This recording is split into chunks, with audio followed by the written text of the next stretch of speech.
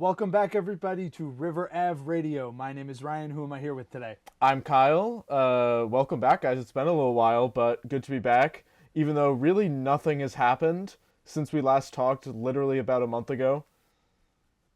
Yeah, I mean, we both took my girlfriend was here before Christmas, and then here being New York, and then, we were all just home for the holidays, and the winter meetings came and went, and after the winter meetings came and went, and Munetaka Murakami's posting date came and went, and I don't want to say the Yankees have done nothing because they've done a couple things, but like in the grand scheme of, things that we actually want to happen, the Yankees haven't done anything. But on that note, other teams haven't as well. Like everyone, more or less, a couple relievers have gone off the board that we'll get to later. I feel like they're really I think they're gonna trust the dumpster dive this year, which it's worked before. Yeah, You I guess we'll see. entirely doubt that, but we'll see. But like Cody Bellinger's still on the board, Kyle Tucker's still on the board, Tatsuya Imai is still on the board. Most of the pitchers are really. I mean, everyone thought that after Dylan Cease signed, the pitching market would kind of go, and it really hasn't been the case. I really think the owners and the GMs are just waiting out the market. I think the asking prices of these players is really higher than anyone's willing to meet right now, and I think It feels that's why a lot of weird. things haven't moved. But Framber, it feels like, very have you weird. heard a single rumor about Framber Valdez this entire offseason? I saw the other day he met with the Mets. And Did he? He was one. The Mets were one of the teams that he met with. That was what I saw. Framber That was Valdez it. has been pitching in the major leagues for like almost a decade now. He has like a 3.6 career ERA, and yet I've heard zero rumors about his offseason. And he, before the offseason, was seeking, like, people are saying he would get 150 plus. So weird things are happening with the market as a whole. In the outfield, Before we move on from Framber, just to say, yeah, do yeah. you think the catcher cross up really had something to do with No. that? Because I know a lot of people are saying that like really threw off his market. I don't know. I don't believe that, No. but I mean it could have. People, like, I was just wondering. It's just Major League something Baseball I've seen. players will, like, beat their wives and get better treatment than that. So Yeah. I really don't think that they care. Like, these teams, like, as horrible as that is, obviously, teams want to No, win. I mean, we've seen it. We're Yankee fans. And I do not think that has much of an impact. If he is good, and obviously he is, then he's going to get a lot of money, but that just doesn't seem to be what's going on right now. But I don't know. It's hard to Yeah. say what's holding up the market as a whole. In the outfield, though, specifically, which is one of the Yankees' probably main needs, it's really just Kyle Tucker and Cody Bellinger. The Cody Bellinger rumors right now are just really weird. The Yankees are pretty highly connected to him. There was that one report that he was seeking 400 million. I'm not buying that. I'm just kind of throwing that out. Do you remember Apparently, that? Boris like reached out to the reporter and made him retract it. Like, Oh wow. apparently that was just not true at all. Yeah. Well, I obviously don't that know was if never that going was to happen like, anyway. one of the two tweets was fake. I don't know which one, but But so Cody Bellinger in the real world is probably seeking yes. around maybe 150 million, 180 million. I think the floating around figure right now was 6 for 30 million a year, so that'd be a 180 total contract. I wouldn't give Cody Bellinger a 6-year deal for 180 million. I don't know about you. That reeks of DJ LeMahieu. I would not give Cody Bellinger a 6-year, $180 million deal. We went into Um, this more in the previous episodes about like what we don't like about Cody. He is a good player. Like, the defense gives him a solid floor in terms of just not being completely useless. Like, obviously DJ at the end of his career, he couldn't hit and he was a major defensive liability. But also you're going to be paying him a shit ton more than you're paying DJ LeMahieu. Like, 30 million a year yeah, is a ton, especially for somebody that's who's insane. who's going to be relatively old by the end of that 6-year contract. So the back 3-4 years of that contract could really be quite awful, especially as someone who's shown that, although I'm not going to say he's injury prone, because it kind of seems like his string of injuries that ended his tenure with the Dodgers were all connected to each other. It really just seems he never recovered from the initial injury, and it hurt his Yeah. value and production for a couple of years. But hmm he is somebody that has broken down in the past. Like, he had a relatively minor injury that kind of snowballed into major injuries that made him nearly useless for multiple years, and that was when he was young. The Dodgers So non-tendered him. yeah, and the Dodgers are Like, smart. Like whenever the Dodgers yeah, do something, I listen, and I say, okay, right. that's probably what the correct move is going to be, just because obviously they're the best run team in baseball right now. So if the Dodgers, when Cody Bellinger was 3 years younger, said this guy may get good or he may be terrible, and we don't have enough data or whatever to predict this, I don't want to be the guy giving him a long-term deal. But that being said, we need outfield help so bad, maybe we have to. Yeah, clearly the aversion to Tucker is the long-term deal. Like because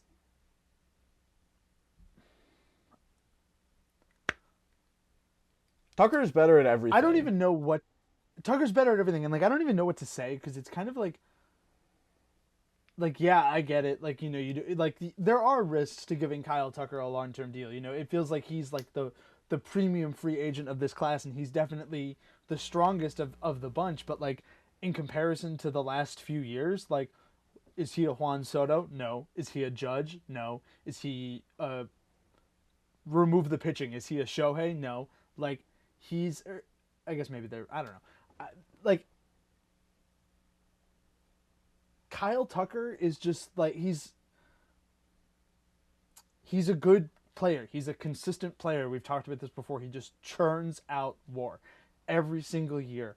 4.6 was his like lowest, I think you had said on another episode, and that was in a year where he was injured. 2024 was probably going to be his best year, and he was injured.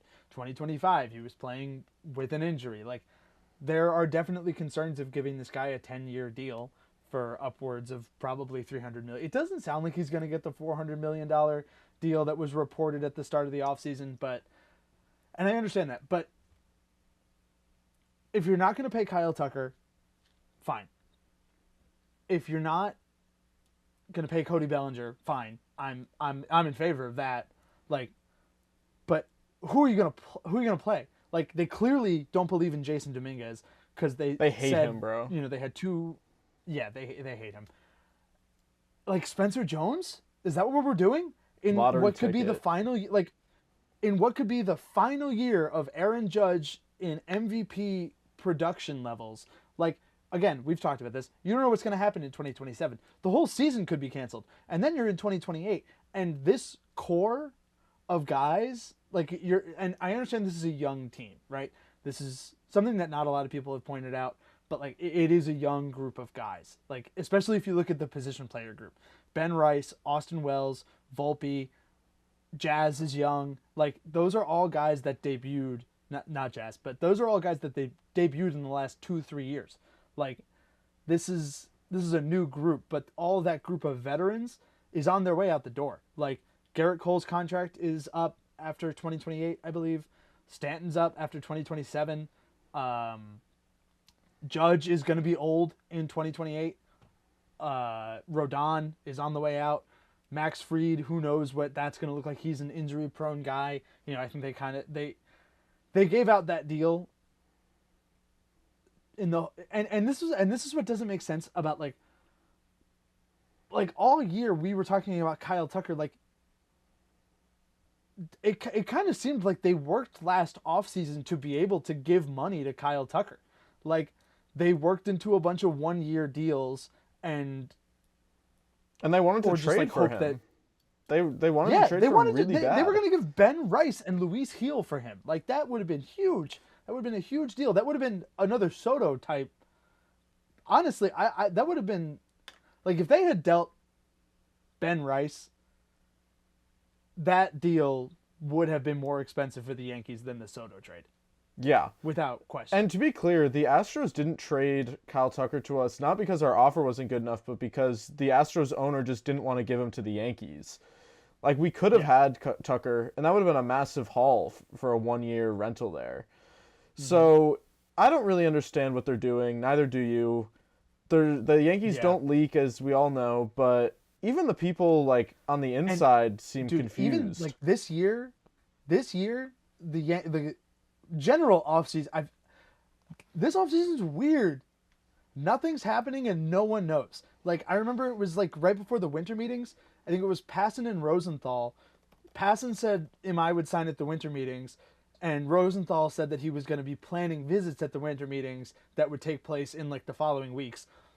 Tatsuya Imai did not sign at the winter meetings. To everyone's knowledge, Tatsuya Imai has not scheduled meetings or been anywhere in the United States since the winter meetings. So when everybody thought that one of those two reports was going to be wrong, both of them were actually wrong. And those are like cream of the crop beat reporters where, their intel is trusted and they don't even know. So this isn't even just a Yankees thing. Like, it's just a weird offseason. I don't know. And nobody else is coming to like be the guy next year on the offense front. Like, who do you think is a free agent next year? Like, what I'm looking at Spotrac right now. I know this. Seiya Suzuki. Seiya Suzuki's a free agent. Ian Happ's a free agent. But like, I love Seiya as much as Cubs you are do. going to have a rough year next year. But like, that's the crop of free agents that we're looking for here. Like, we're not spending, like, I understand maybe if you're in on Skubal, but I don't believe they're in on Skubal. Like, to being totally honest, like, I don't think they're gonna beat the Mets or the Dodgers for Skubal. So, like, what's the plan here? I'm looking at 2028. Like, is there anybody that's gonna be available? Like, no. We've reached the point in baseball where everyone gets signed for a 13-year deal when they're young. Like, Tatis is never gonna be a free agent. Bobby Witt's never gonna be a free agent. Tyler O'Neill is gonna be like the premier outfield target in 2028. So, I don't know, man. This just doesn't make any sense to me. Dude, I remember after like 2 days after Soto signed with the Mets, I had like a panic attack looking at the free agents for the next like 5 years. It's so bad. It's just, There's no reinforcements coming. If you don't sign Kyle Tucker now or Cody Bellinger, but we're focusing on Tucker. Like, if you don't sign an offensive free agent now, there is nothing on the horizon for reinforcing. So you better pray that your prospects work out, because if they don't, your offense is going to be really awful for the next 3 years. So let's look at just outfielders in the top 3 outfielders just according to Spotrac in the next 3 years. George Springer in 2027. He's going to be like ancient. In 2027. Yeah. Oh, like maybe Randy Arozarena. Ronald. I mean, the Braves are picking up his option. That's Ronald's not going, so I'm not even going to entertain that. Like, Teoscar Hernandez, like Jung Hoo Lee is in 2028. Jerickson Profile. Like, I mean, 2029. Let's see. Christian. I mean, he's going to be a billion years old. Buxton, again, he's old. He's injury prone. Stanton. 2030. It's nothing. Juan Soto. Yeah. We'll just wait till 2030 and re-sign Soto. That's always the plan. Yeah. We can get Yordan in 2030. 2030. Kyle Stowers. Yordan will be a free agent in 2029. We just wait till he's a free agent. Podcast is canceled until 2030. We're coming back when all these free agents are on the board. But anyway, the point is clear at this point. There are no reinforcements coming on offense, and the Yankees have not shown an ability to develop good offensive players that aren't generational talents. Like, the only guy I can think of who's been a good offensive player, whose name is not Aaron Judge, that's come from the Yankees farm system in the last 10 years, is Ben Rice, and he's had 1 year of success. And, like, obviously both of us love Ben Rice, but we have no idea what the future holds for him. He still is he's good against lefties, but he's not elite. So you got to just do something, man. And I don't know what they're doing. Like, I don't feel very confident in the Yankees front office right now in order to make this move. Yeah,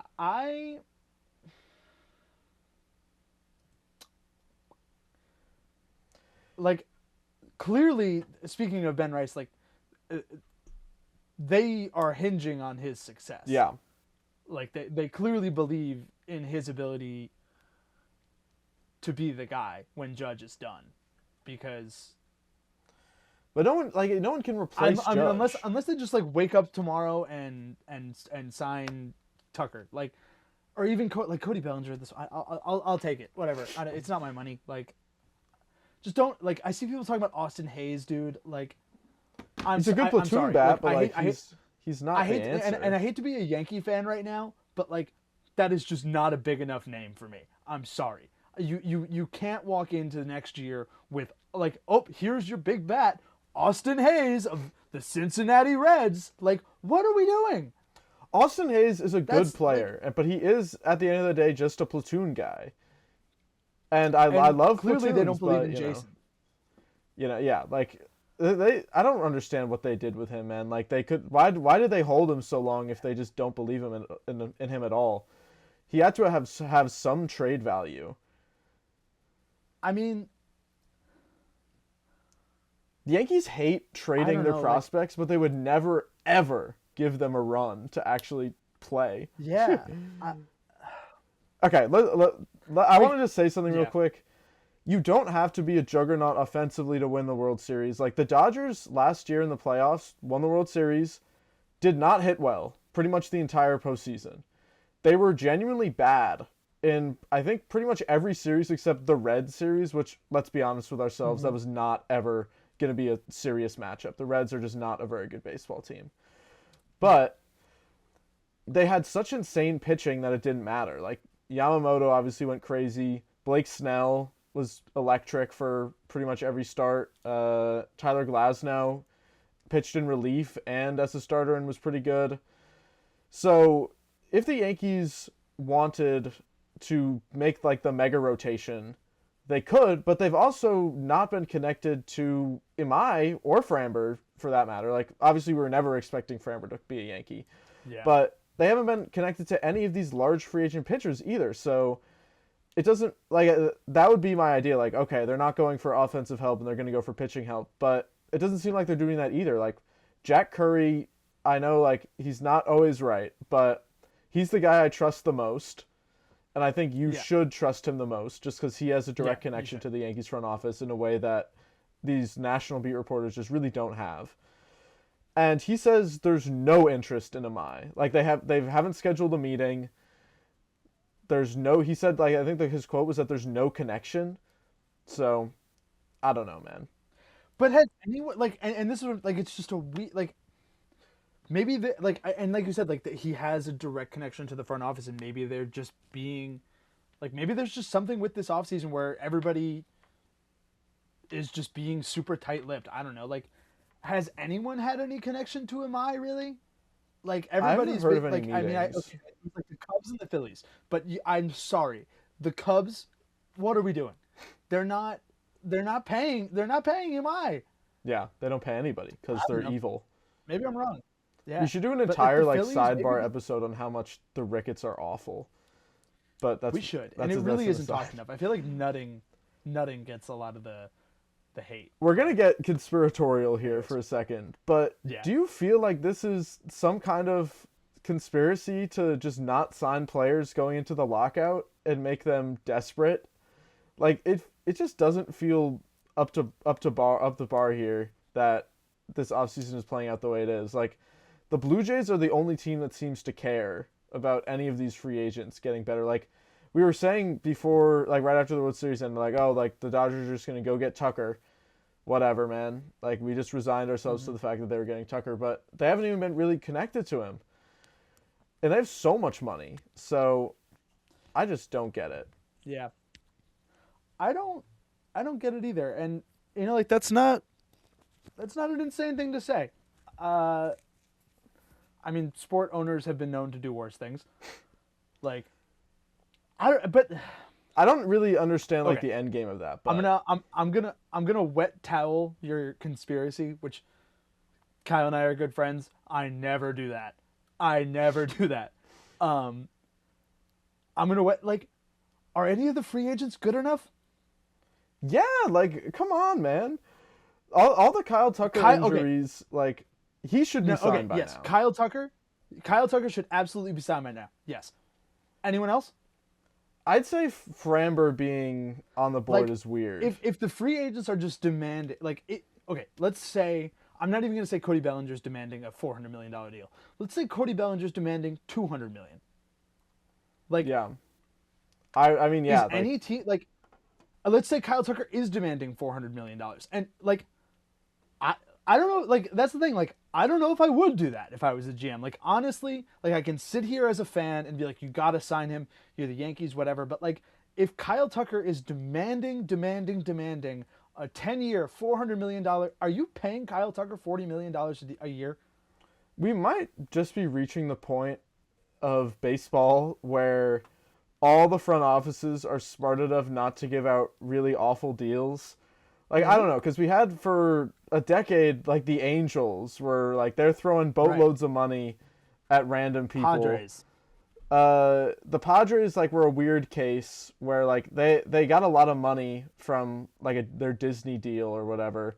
They had a lot of Yeah. money to spend. Seidler just wanted to spend. Is there just no team out there that's willing to drive the market on these guys? Because at the end of the day, maybe Because, like, you got to it's think just about they it. just Like, don't care even, anymore. like, the financial juggernauts, their front offices are ran by, like, nerds. Like Friedman, and I know like the Friedman quote that goes around is like, if you're rational on every free agent, you'll finish third on every free agent. I get that. Friedman's not stupid. Like, he's not just like giving out huge deals for just to be like, oh, I believe in my guys. You know, like he's a smart GM and he's not just throwing money around. Stearns obviously is not just giving money to anyone. He's not giving money to franchise stars. Like Yeah. he's being really conservative. Cashman, I mean the Yankees, everybody likes to talk about Moneyball and the A's and whatever. Like the Yankees were on the forefront of like analytics in the 20th century. Like, and there's like some people think the Yankees are too analytical, some people think they're not analytical enough in games, out of games, whatever. I think their free agent process is very analytical. And Yeah, you at can see least at that this in the point. offers they gave. Like they won't go that extra like with Soto, right? Like even the offer that they made to Soto was so out of, I mean, insane. The offer that the Yankees made to Soto would have been the largest contract in sports history. Both of his offers on the table were of that caliber. So even in that, they went far and beyond what they were doing. But like they just never want to go like they have a line, you know, like with Yamamoto. Like they thought that $300 million even was too much, and they didn't want to cross that threshold because they're smart with their money at the end of the day. And listen, I know everybody. The Yankees obviously have their history of spending or whatever, but like if I was actually just like the other day going back and looking at the payrolls of the 90s, like the Yankees weren't like far and away outspending everyone else. Like there was a group at the top, like the Braves were right up there with them. The Angels in the early 2000s were like pretty close to outspending them, honestly. Like, and so like the success of the Yankees came from four homegrown, developed from like when they were young. Like the core four are all homegrown Yankees, Mhm. and so I don't know. We're just tangent, and there's nothing to talk about. We're just shitting. Yeah, I don't know. It's kind of it's just frustrating as a fan for nothing to be happening, especially Yeah, after a pretty disappointing 2025. The Yankees clearly like do not have enough juice in the tank as the team currently stands to beat like the Blue Jays or the Dodgers or any of these other teams that are at really the top. And it's just kind of frustrating. Like I'm not saying it's impossible. Like I think if the Yankees just said we're not doing anything and the Yankees went into the season with this exact team and this exact farm system, it's not like it's impossible for them to win a World Series with this team. This team is good. It's just when you look at the Dodgers, they don't operate based on like kind of the blind faith idea. Like they actively are putting themselves in the best position to win. And obviously it's not going to work every year. And I think the Dodgers did get very lucky in order to win back-to-back titles. That's not a knock on the Dodgers. That's just how sports work. The best team doesn't always win. But you have to put yourself in the position where you're most likely to win. We talked a little about this on previous episodes with process versus results. But the Yankees' process may be good, but if the team just doesn't have the juice and it doesn't have enough players to really get over that last hump, which they haven't in the last 20 years, basically, it's going to be hard to get excited. yeah. It's And it's especially frustrating because like you said, like the team is good. It's not like you need like a whole overall here. Like I feel like if honestly, if they go out and sign Am I and like, oh my God, get Austin Hayes to platoon with Jason Dominguez, whatever, I can stomach that. Like I'm excited. Like honestly, this is the thing. It was the best offense in baseball next year, and by every metric, Ben Rice is gonna take the next step forward. Like, all right, I feel like we've done a lot of like, I feel like every time we talk about Ben Rice, it's like, well, like we believe, but like he could not be what. What if he is just like a top 5 hitter in baseball next year? Like he has the tools to do it, and also like I know you were saying he's not elite against lefties. Like it was the same, like all of the underlying, the ex-Woba hard hit, barrels, whatever, it's all above average. The K rate stays. I mean, listen, he's not like an elite plate discipline. Actually, he's above very average. good. He's well above average. Like, what if Ben Rice, like, never, and again, I've said this in the past, like, this was the unluckiest version of Ben Rice we will ever see. I just watched it the other day. There was a YouTube video, and I will find who did it, and I will credit you on Twitter. It was, we are witnessing the unluckiest MLB season ever, and it was about Ben Rice. Like I just watched this the other day. This is one of the unluckiest baseball players we've ever seen, and he was a top 10 hitter in the American League by WRC plus, and he's going to get better. He's going to get stronger, and like it's Willie Tix. Like that's the guy on YouTube. Perfect, Willie Tix, great Shout video. Out. Like what, like, and this is what I'm saying. Like the offense was good, and like even if you lose Cody Bellinger, like yeah, Cody Bellinger was a big part of that offense. But like, what if Ben Rice takes the leap? What Austin Wells returning to 2024 form is not an unrealistic expectation, or even just better than like, bad. Yeah, I don't think you should, like, your offseason plan shouldn't hinge on Austin Wells being able to see a slider again. But like, it could happen. Volpe was. The month before Volpe got hurt, he was pretty good. It looked like he figured something out. Like, and I know every year he gets out to hot starts or whatever, but like the BABIP was pretty low. Like it wasn't like he was getting super lucky. He was pulling the ball. He was hitting it hard. Like I don't know. Like and you know what? I bet you this is the conversation that they're sitting there having. Like especially with the offense. Like what if it's just good enough? But then we get to the other point. Like I probably agree with that. Like. Ryan Garcia's talked a lot about this. Like, the thing that needs help is the pitching, and especially, like, the bullpen. But they don't seem to have... It's not like they are out on Belly and Tucker because they're all in on pitching. Like, they just seem to be in on nothing. And really, especially the bullpen, like, all these, like, low-price guys are going off the board that have high upside. Who just signed with the Cubs today? It was, I think, Hunter Harvey. Yeah. Like, that's another guy. Like, good underlying, cheap deal. But the Yankees just were not involved, and it doesn't seem like they were ever involved. So obviously we don't know what happens. Like the Yankees don't leak, blah blah blah, but doesn't feel good at the moment. And until they do something, I'm gonna continue to be kind of in a doomerist mindset. But you never know. Like I hope that, long story short, to kind of like wrap up my thoughts on the whole offseason, the Yankees have a good team. The Yankees can be successful this year. The Yankees are probably, even as currently constructed, a top 5 team in baseball. However, the gap between them and like the Dodgers and the Blue Jays is probably the same as the gap between them and like these like teams in like the 15 to 20 range. Like it doesn't feel like it's super close. Yeah. I guess. I don't know. Like, that's the thing. Like, it's like, and obviously, like, it's hard to sit here and say, like, well, the Dodgers didn't look good last year when they, went back to back. But, like, the Dodgers didn't look good all year. And, like, everybody kind of thought maybe, like, you've said this, like, they were supposed to be, like, a 110-something win team. Like, this was supposed to be one of the greatest regular season baseball teams of all time. And then they weren't. And then they were. And then they were everything that they were supposed to be. Roki Sasaki came out in the bullpen. Tyler Glasnow came out in the bullpen. Miguel Rojas is hitting his first home run since September because nothing bad ever happens to these people. But it was against the Blue Jays. I'll relax. My point is,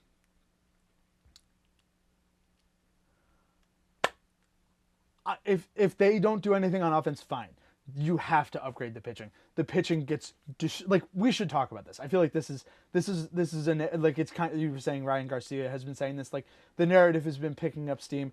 The pitching is the problem consistently, not just in 2025, like, and not just in the playoffs. The Boone June swoon every year should be like the rotation swoon. Because I remember you and I were talking about this in 2024 when Stanton got injured, because that was like, that coincided with like the wins and the losses of the swoon when he like left and came back. And I was like, we just need Stanton back. And you were like, no, dude, like the offense has been hitting the same. Like the pitching just gets absolutely rocked every time. And it's, and like you go and look at the past few years, like the offense hasn't really skipped I mean, not for nothing, like 2022, we were getting like Linsanity run Matt Carpenter. We were getting 62 Judge. Like we were getting, oh my God, Josh Donaldson was like really, Jose Trevino hit like 8 walk-off home runs that year. Like it was crazy. And we still had the Boone swoon. Like, what do you think that could be? It was the pitching. Yeah. The pitching isn't good. Our 5-starter going into the year is it Yarbrough right now? Or is Yarbrough? It's Yarbrough. Yeah. Winans went to Korea. Yeah. So, and then if a single one more of these pitchers gets injured, I know you have Rodon coming back, you have Cole coming back at some point. If a single one of these guys gets injured, you have nobody on the major league roster. You are a spring training injury away from Lagrange. Yeah, one of those two, or like ERC, but they're not ready yet. ERC, like I'm looking at the 40-man roster. ERC has only pitched in Double-A. Is ERC in Triple-A? I'm not sure if you got promoted, but I don't think he did. Either way, like they're gonna have to sign like a Cookie Carrasco, and it doesn't work. Like it's just you just lose games, and like we lost the division by literally 1 game. Okay, Elmer Rodriguez is in AAA. I was wrong. We lost the division by 1 game, so these games where you throw Cookie Carrasco in April do end up mattering. And I'm not saying that if we had home field advantage against the Blue Jays we would have won, because they whooped us. Let's be honest, but you really never know. So they whooped us in game 1, and that set the tone. Yeah. Like if you are like we were in Toronto, which is a formidable, evil environment. By the way, like not even just evil. Like that. Like watching the playoffs this year, that place was loud. Yeah. Like that place was absolute. And I think even they said that. Like they were like, we couldn't hear each other in the outfield. Like it's loud there. Damn fucking Canadians. You're throwing out damn fucking Canadians. And you're throwing out Luis Heel, who didn't pitch half the year, is like kind of working through some stuff where they're like, they were tinkering with him in September with this like velocity change. They're trying to work on his command. So clearly they like Luis Heel and the Yankees both are not feeling 100%. And you're throwing him out there in game 1 of a postseason series where it's like an unexpected, like, oh shit, like when did Rogers Center get this crazy? Like now we flip that. You win the 1 game. Did they lose the Detroit game where Cookie started? That's like my most memorable Cookie start. But let's say they lose that game and they had won it, right? You are in Yankee Stadium, you're starting Max Fried, who maybe still gets shelled, but like you're in Yankee Stadium and you're coming back to Yankee Stadium the next day for the Rodon start, where it's like, all right, like home field advantage, like Vladdy hits that home run in the first inning and the earth isn't shaking beneath me, you know? Yeah. Like you can recover a little easier. And I feel like this is a huge shift in tone. We're usually very analytical and we're talking a lot of like unmeasurable stuff right now, but like all they had to do was win 1 game. And it was what bothered me about like September. Like they were everyone, Boone, Judge. I think even Cashman said it at one point. Like they were like, every game matters, and we're playing and I'm like, that's not how you acted in June, or July, or like, May or April. Like, yeah, like, and I get it. Like you're throwing Devin Williams out there every day, like trying to get him right, and to some degree it worked, right? Because he was nails in September and in the playoffs, but like we had lost. It was over. Yeah. I don't know. I think that we very easily could also end up in the same exact situation as we were last year in this coming year, Like, would you be surprised if the Yankees end up in an ALDS against Toronto in the first round? No. Like, this could Oh my very God, not at easily all. happen again. Dude, the playoffs can be swarming with AL East. There might be 4 AL East teams in the playoffs next year. If the Orioles sign like a good pitcher, they're gonna make the playoffs. Yeah. Because listen, like if the Orioles are good, like these AL Central teams, the AL West is gonna be just as bad as the Central. That's my like bold prediction for the year. I think like the Angels are bad. The Rangers are bad. The Astros are gonna be not good. Like, and also like I know everybody has like PTSD from the last 10 years with the Astros. They are old. They are injury prone. The core is broken up. Carlos Correa is like not good. Their pitching is Framber's gonna leave. Like, Yeah. there's nothing really to look forward to about the Astros. When they traded for Correa and he didn't instantly become elite, it was over for them. Because their devil magic had clearly come and gone at that I was point. worried because he had that. It was like his first series was like when he was at the stadium. Yeah. And he hit the home run, and I was like, They're doing it again. But then they didn't. yeah. Then they didn't. But yeah, anyway. But yeah, like the A's might like steamroll the West next year. So like you might have 4 AL East teams in the playoffs. Yeah, and the Yankees could very easily end up in a situation where they're playing either Boston or Toronto or the Orioles in an away setting in games 1 and 2 in an ALDS, and we will still have Luis Gil pitching game 1 as it currently stands. And why do you think that it's going to go any differently than it did last year? So, I don't know. Yankees need help, and I really hope that the front office kind of stops twiddling their thumbs and cranking their hog. It actually goes and makes the team at least a little bit better. Like, give me something, man. Just upgrade the pitching. Like I said, the offense is good. The offense is if it's not going to be the best offense in baseball, which I think it still has the potential to be, they're going to be top 3. They should upgrade both. It's not going to. But they should absolutely upgrade both. They should absolutely upgrade both. But if they don't upgrade the offense, that's fine. If they don't upgrade the pitching, that's not fine. yeah. Like rotation and bullpen. Neither. Honestly, this is my hot take. Maybe like I'm more confident in the bullpen right now than I am in the rotation. Yeah, I would agree. Like the underlying in terms of like strikeout minus walk rate were not good. Like I've seen a lot of stuff about how it could get ugly, but I believe in Cashman way more to find dumpster diver good relievers than dumpster diver good starters.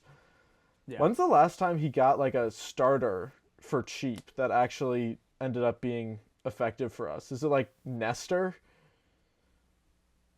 I guess, right? I can't think of an example Maybe other than him. Like Schmidt, Warren, all Yankee products. Heal's a Yankee product. Yeah. So, I don't know. Go out, sign a starter, trade for a starter, do like literally anything.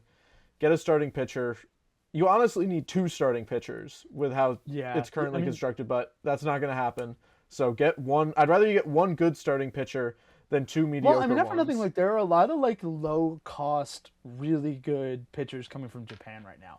That like I haven't even really looked into all that much, but I've seen. People I'm totally blanking on his name, but there is another pitcher from Japan who's not going to cost as much as I, who I've read a decent amount about. I can't believe I'm blanking on his name right now.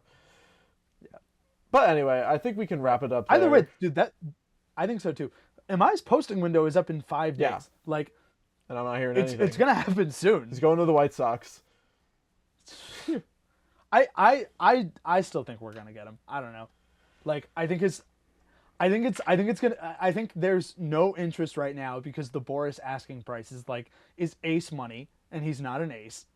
Could be. And you never know. He could be. He could be with the. I think he has more chance to develop into an ace with the Yankees than most other teams. Yeah. Like any other team that's in on him right now. The Phillies aren't like this pitching development powerhouse, nor are the Cubs. I mean, like if the Mets, or no, not the Mets. If the Brewers were involved in this, like maybe, I don't know, like the Yankees are up there in the top pitching development, and like. But that's what I'm saying. I think it's going to be a thing where it comes down to the wire, like, and his asking price at the last minute is going to come down to a price where I think they are willing to outspend Philly and Chicago. I just don't think they're willing to I just don't think they're willing to outspend Boris. I have something scary to propose to you. I think Imai could very easily go to the Sox. I think you would. I think both of us would have like an aneurysm. I would have a. We wouldn't be able to do the pod because I would say something I would regret. Like, I mean, like they have money. Like they like signing Japanese guys. They need They need pitching. It's okay. They'll go. They need offense. They'll sign Tucker. That'll make us happier, right? I'm joking. I'm not. this is kind of a crazy thing to say. I feel like I'd almost rather him go to the Red Sox than the Blue Jays. Like, yeah, I hate. Tucker He would be evil on the Blue Jays, dude. Tucker and Vladdy in the same. I would stop watching. Like, I wouldn't watch Blue Jays games. That's bad. All right. On that somber note, I think we're gonna wrap it up there. It's good to be back. Thank you for listening. This has been a shorter episode, so hopefully didn't take up your whole day. We'll be back in 5 days with good or bad news. Yeah, on Imai, that's true. So. No AL East if he's not going to the Yankees. That's all I'm asking. Yeah, he can go to the Mets. I don't care. We've suffered through enough this offseason. We have. And the last 20 years of our lives. Dude, the last one, like the last offseason, Soto, I'll remember where I was when I got the Soto notification for the rest of my life. Yeah, I was sitting next to my Mets had a fan permanent fucking roommate. Unbelievable. That's fucking terrible. Whatever, man. All right. Whatever. This has been River Ave Radio. I'm Kyle. I'm Ryan. No one suffers more than us. No one suffers more than us. It's been good to talk to you guys, and we will see you soon. It's been great. Follow us on the socials and subscribe. Leave a like. Leave a comment. We appreciate your support. We're trying to get things going here, and we appreciate everyone who's tuning in, buying early, because one day we're gonna take this to the moon. All right. See you later. Goodbye, everyone.